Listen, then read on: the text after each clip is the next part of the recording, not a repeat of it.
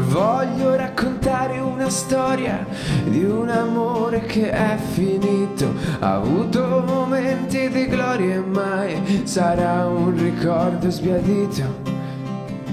Un ragazzo dai capelli lunghi, arrabbiato come tanti a quell'età, non avrebbe pensato nemmeno nei sogni di conoscere presto quella crudeltà.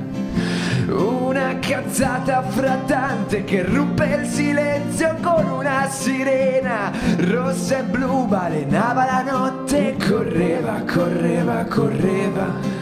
Non sapeva bene dove ma correva e di colpo si fermò sudando. Forse qualcuno lo seguiva, qualcuno lo stava abbraccando. Sentì uno sparo che lo ferì, uscito dalla pistola sbagliata. Il ragazzo non corre fermo lì, con l'anima dissanguata.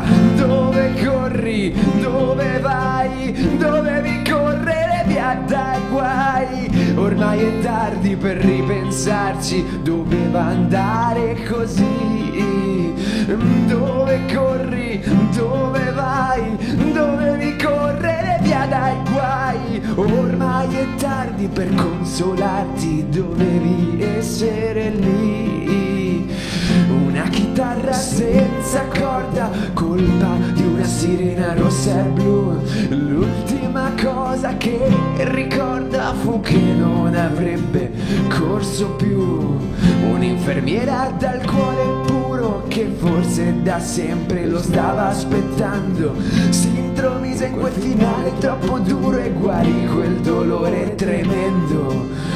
Non tutto il male viene per nuocere, dai dillo ad un bambino che è lì che sta per esplodere. Spero abbia capito che era destino. Quell'infermiera gli diede tutto, gli curò ogni frattura.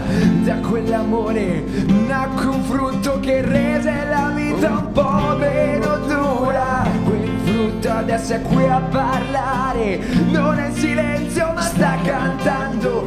Aveva una storia da raccontare, una di quelle che si scrivono vivendo.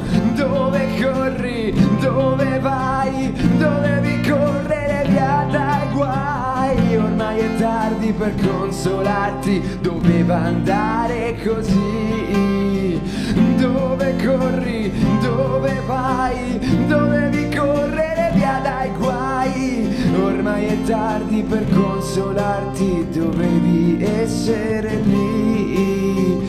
Dove corri? Dove vai?